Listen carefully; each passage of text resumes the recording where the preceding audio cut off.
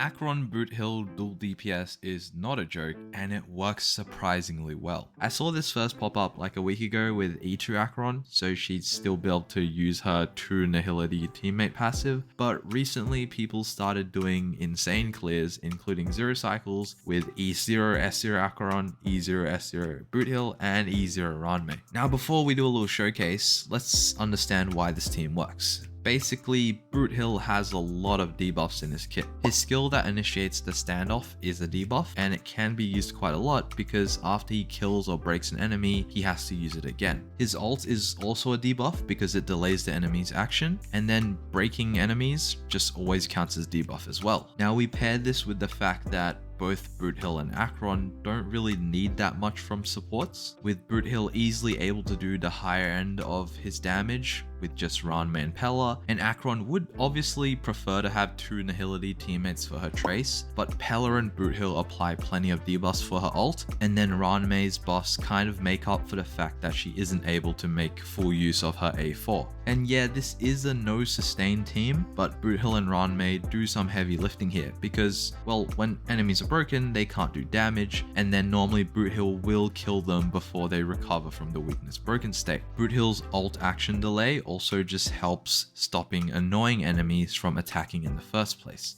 Now I just want to say again that this is pretty much a gimmick team. While it is surprising how well the team performs, for Boothill and Acheron themselves, they have better teams, with Boothill having Bronya Ranmei or Harmony MC Ranmei, and then Acheron having her double Nihility setup of Pella Silverwolf. But it can be boring just playing the same teams for these characters all the time, so here's a fun one that can actually help clear MOC pretty fast. Alright, for our showcase, I need to show you my builds first. So luckily, despite this being a more gimmicky team, you don't actually need any special builds. All the characters are just running what they would normally be running.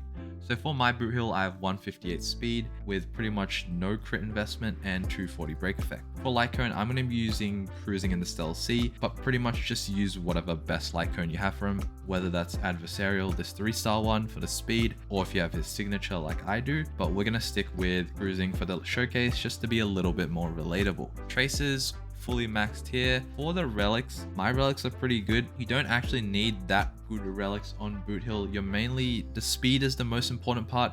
Having a lot of break effect in substats is not a huge deal. You'll still do pretty good damage. For Eidolons, I have E1, so I will have more damage than an E0 Boothill, but I've seen plenty of showcases with this team with E0 S0 Boothill and E0 S0 on all the other characters, so you definitely can 0 cycle and do insane clears at free-to-play investment on this team. Now for my Acheron, 103 speed, so we are running attack boots, 82, 170 for the crit. We're using Welt's Light Cone, which is about equal to S1 or 2 Good Night Sleep Well, if I remember correctly. Traces, I have 10 and 10 on the ult and the talent, and then relics we have 4 Pioneer and 2-piece Sal Soto. And then Eidolons you already saw before, E0. Ranmei, also E0. If you have E1, this team's going to be even better for you. 134 speed, 227 break effect, so I am using a break effect rope, and we're using Memories of the Past. We are fully maxed on the talents here, and Von Whack is very good for Ranmei in my personal experience because it lets her use her ult before. Whether it matters for this team, don't think so.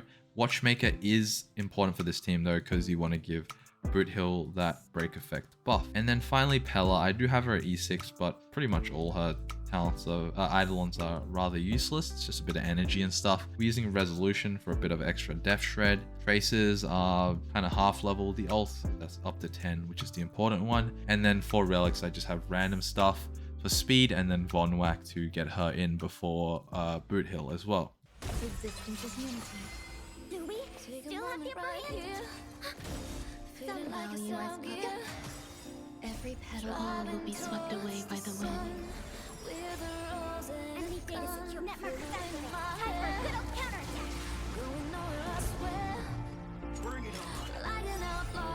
I wait for the part. It takes a fall.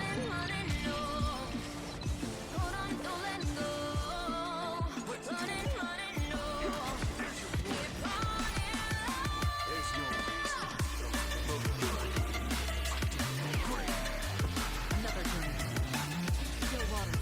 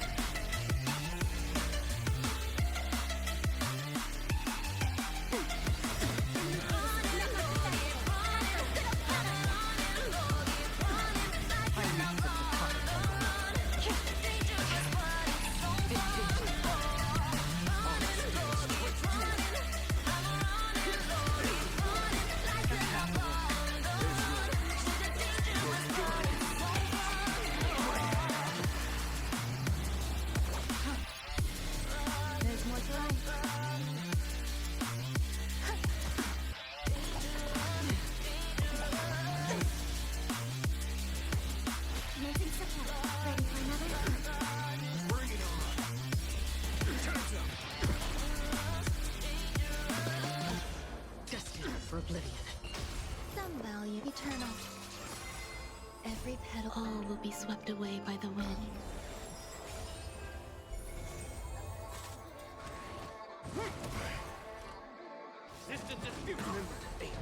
Enemy targets detected. Waiting Enemy live data for bullshit. secure. Network evacuated. Time for little counterattack. I know like with my mom. I weep for the departed. What will you do with your life? You know it's hard to survive. A cigar in my mouth. Maybe guilty but proud. Now I'm an outlaw on the run. Dangerous but it's so fun. Running, running, no. Every petal will be swept away by the wind. Running, running, no. Network evacuated. Time for little counterattack. Oh, stand still. Bring it on. I weep for the departed. It is a fall. Let's do it. Enemy targets detected.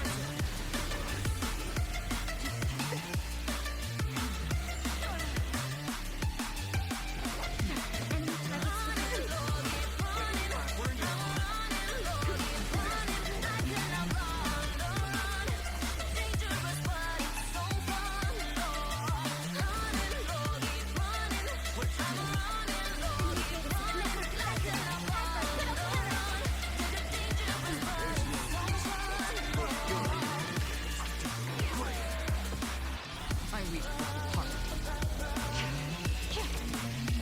It is a fall.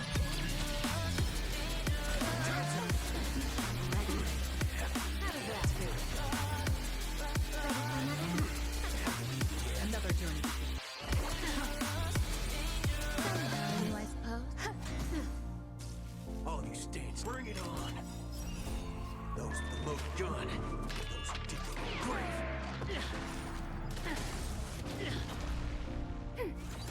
That's half the work. Yet. Existence is unity. Every petal all will be swept away by the wind.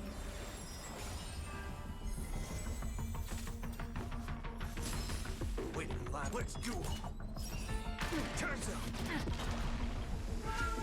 Commencing support. Ready for another? Something for everybody. Not too fast. Free will, or was it fate? Still waters of bliss. All you stand still. There's no peace. Those with the loaded gun. Those who dig their own grave. I weep for the departed. It is a fall. There's your reward. So yeah, this team genuinely performs pretty well. Both those clears were one cycle. My Boothill is a little whaled up with the E1, but in the description I'll pop some clears that I saw online of people doing 0 cycles with a fully free-to-play setup. In terms of the no sustain and resetting thing, the first side basically took no resets. I didn't take damage at all fighting the first half, and then Japad, I took a bit of damage from him, but it wasn't really enough to ever kill my team. The second side's a bit more annoying. Once again, the first half really straightforward, but then Kafka with her domination ability was a bit more annoying to deal with. So yeah, if you want to try this team out, go for it. It's really fun. It makes use of 2 really cool characters that I'm guessing most people weren't planning to put together and can genuinely clear MOC pretty fast. Well, anyways, hope you guys enjoyed this video, and I'll see you guys next time.